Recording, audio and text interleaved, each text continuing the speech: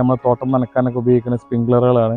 അപ്പോൾ അതിൻ്റെ വ്യത്യസ്തമായ ഓരോ ടൈപ്പ് സ്പ്രിംഗ്ലറുകൾ നിങ്ങളെ മുന്നിൽ കാണിക്കാൻ പോകുന്നത്.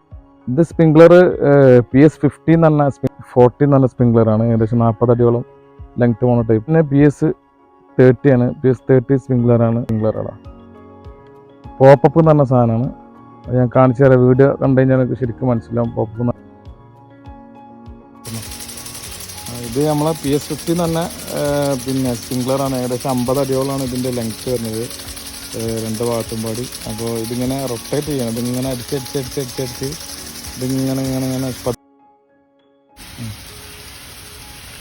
ഇത് PS40 എന്ന് പറഞ്ഞ സ്പ്രിംഗ്ലറാണ്. ഇതാകുമ്പോൾ ഏകദേശം അത്ര തന്നെ നമ്മൾ നേരത്തെ കണ്ട അത്ര ഉണ്ടാവില്ല.